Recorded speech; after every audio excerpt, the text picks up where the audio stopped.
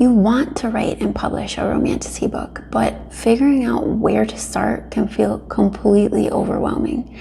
That's why I've broken down the entire writing and self-publishing process into 5 clear steps so you'll know exactly what to focus on, the time and tools you'll need, and how to tell when you're ready to move on. If you've been looking for a roadmap from someone who's been there, done that, this is your sign. Let's dive into step 1, brainstorming. So here's where your story really kicks off, the brainstorming phase. Think of it like a creative playground where anything goes. It's all about curiosity, about asking what if, and chasing those little sparks that ignite your imagination. There's no ticking clock here. It might take a few days or maybe a few weeks, and honestly, that is totally okay. This isn't about rules or pressure. This is about exploration. But what exactly does that look like? Well, maybe you start by making lists. Your favorite books or movies, romance tropes that you love, elements of fantasy stories that get your heart racing, or vivid settings that paint a picture in your mind. Then you start playing with conflicts and character goals, like what if a sexy warrior had to team up with a mysterious mage? Could enemies really become lovers? You know they will. And don't forget, there's more to your characters than just romance. What drives them? What are their fears and their dreams? Imagine the world that they live in. Is magic commonplace, or is it a secret? What dangers lurk around? How does all of this shape who they are and how they connect? In the brainstorming stage, you can free write, you can mind map, you can loosely outline, use pen and paper or apps like Pinterest to get images and capture quotes that really get your story's vibe. There's no right or wrong way to do this, just whatever gets you excited. But how do you know when it's time to move out of the brainstorming stage and into the next stage? Well, when you have a rough idea of who your main characters are, a juicy conflict that keeps pulling you in, and that buzz of excitement to start putting scenes on the page, that's your sign. It's time to start drafting. All right, now that you've got a solid pile of ideas from brainstorming, it's time to bring them to life with drafting. This is where the real writing begins. It's about turning those sparks and flashes of inspiration into scenes, chapters, and the basic skeleton of your novel.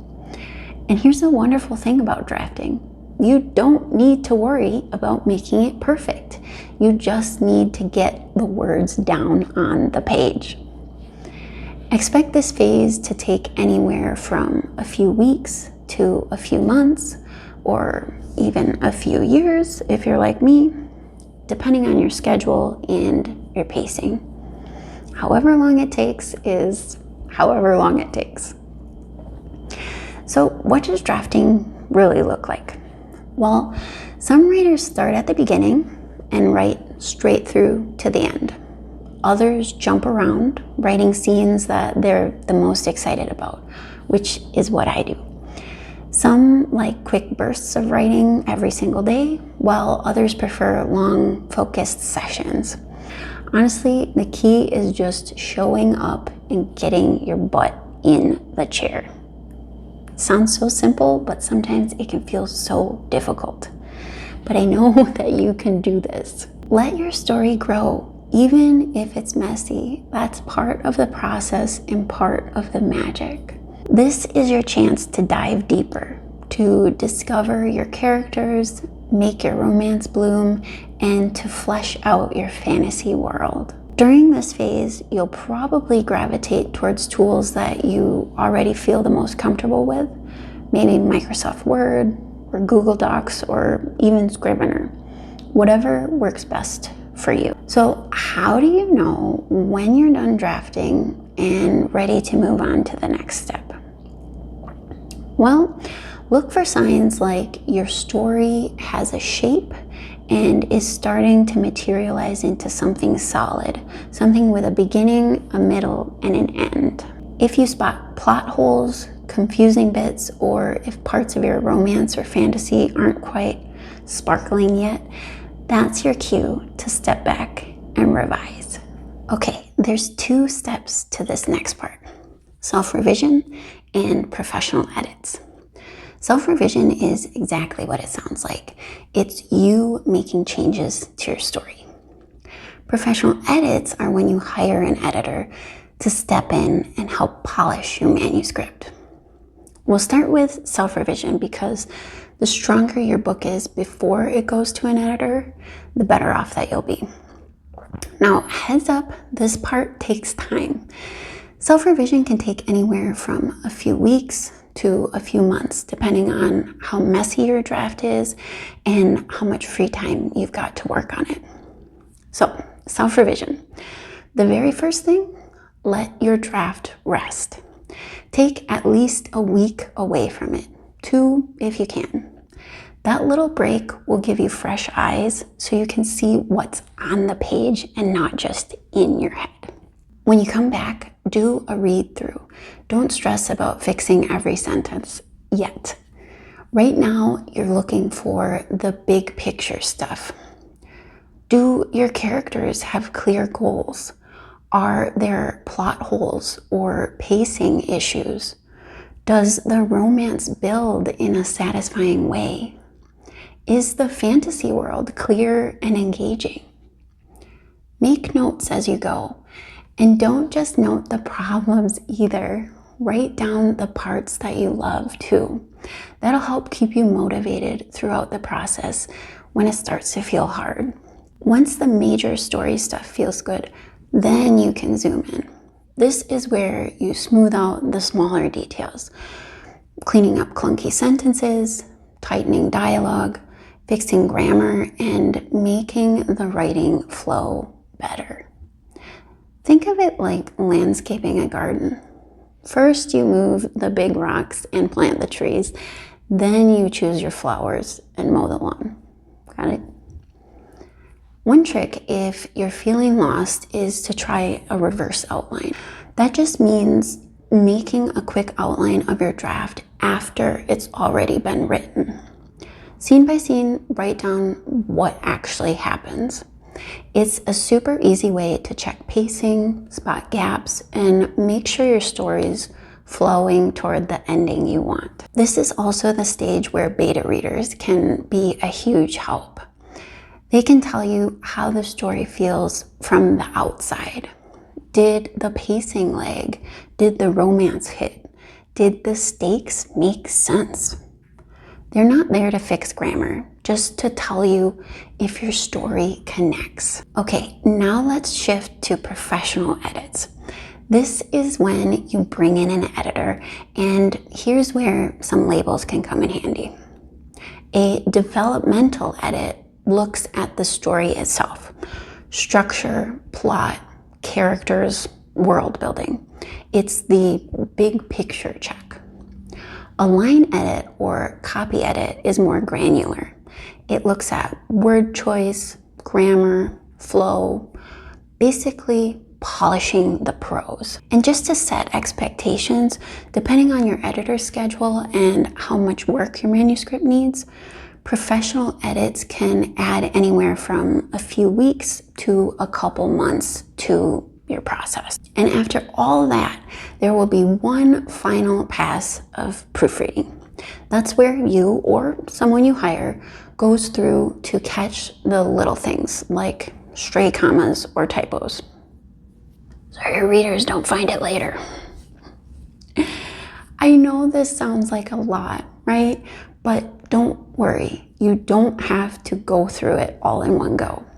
Revision is a back and forth process. Each pass makes your story stronger, and every writer goes through this. When your story feels solid, your characters are clear, and your prose finally sparkle. That's when you know you're ready to move on to step 4. Okay, step 4, formatting. This is the step where you make your story look like a real book that readers can actually open and enjoy. It's all about making sure your book is easy to read and looks professional. No matter if someone's reading on their phone, their Kindle, or holding a paperback in their hands. Now, how long does this part take? Honestly, it depends. If you're doing it yourself with a tool, it can take a day or two to set things up.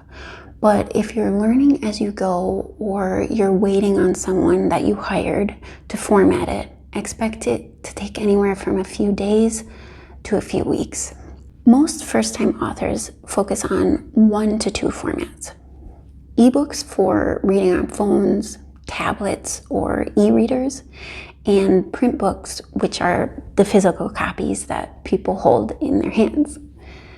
Later on, you might branch out into audiobooks or even translations, but for now, we're just going to focus on ebook and print. So what does formatting actually look like? For ebooks, you'll be converting your draft into files like EPUB or MOBI. That's what makes your chapters, headings, and any images show up correctly on the screen. And for print, you'll be creating a print-ready PDF.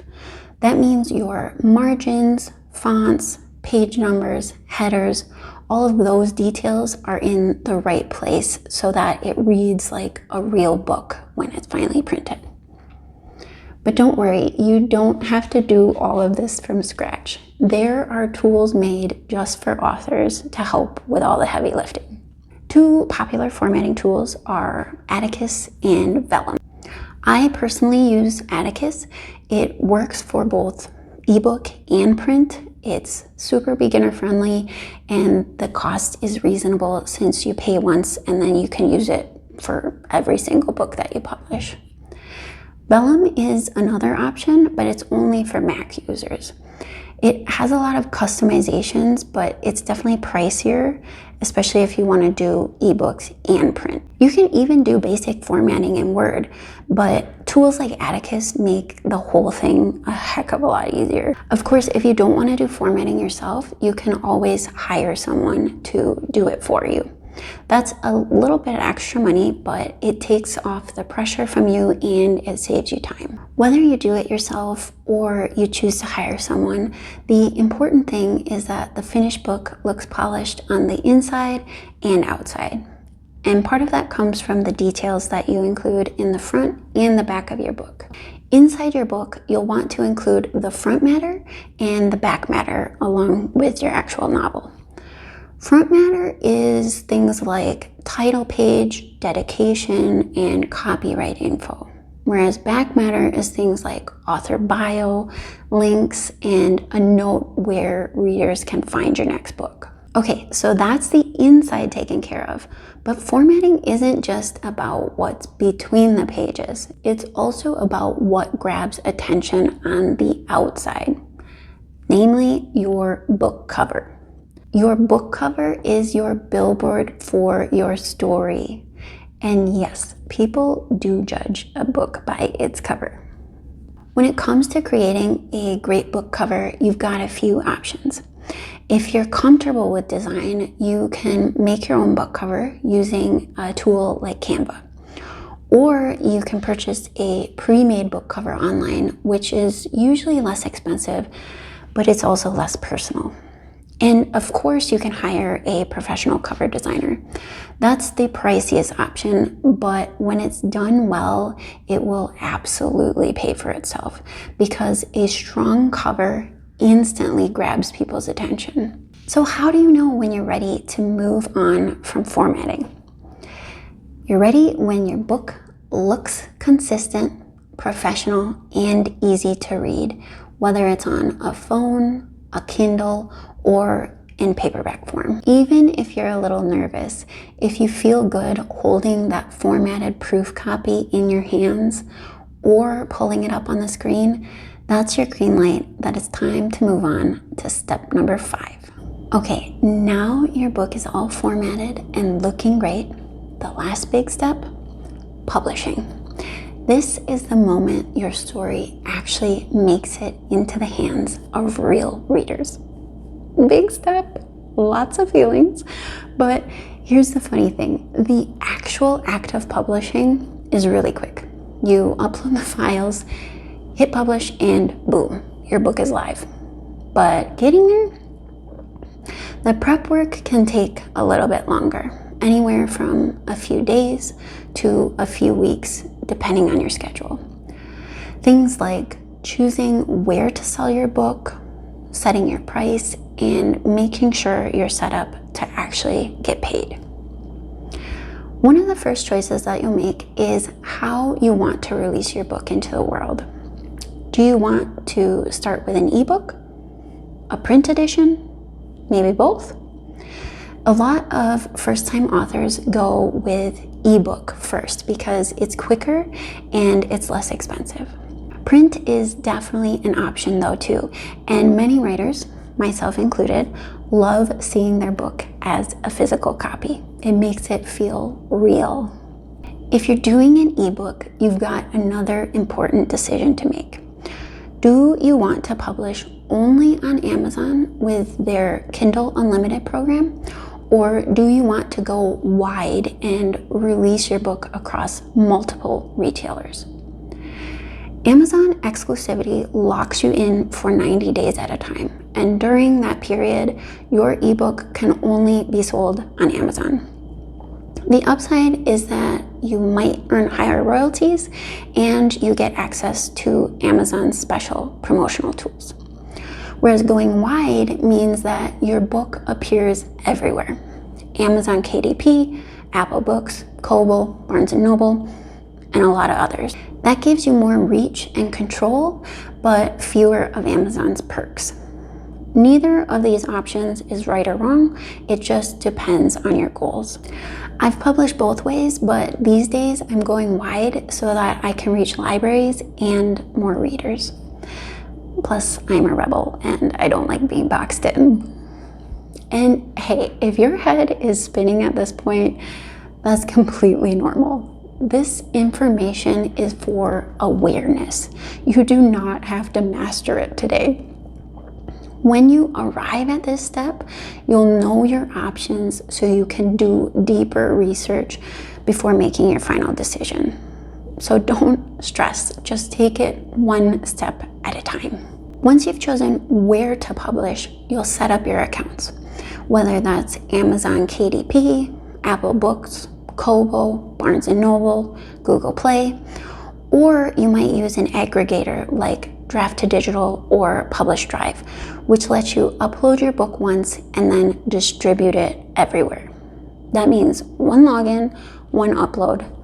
Huge time saver. Once you've decided how and where to publish, you'll upload your manuscript and your cover.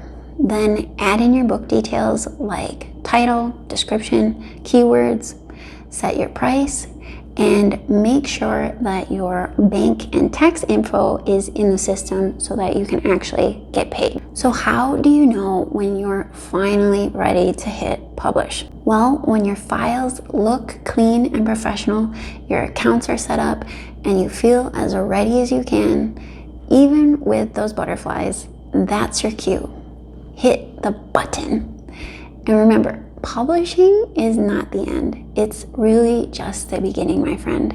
It's the moment your story steps into the world, ready to find readers, to gather momentum, and to build your future fan base. Wow, that was a lot, right? But here's the thing. Each step in this process teaches you something new, and that's what makes the whole journey such an adventure.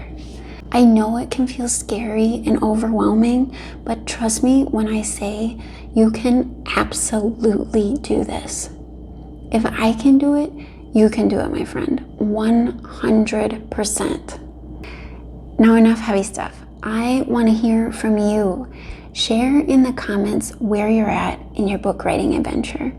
I love hearing about everybody's unique journey and how they all look a little bit different. Remember, all you have to do is take one step at a time. And when you're feeling overwhelmed, pause, take a breath, and trust yourself, because you've got this.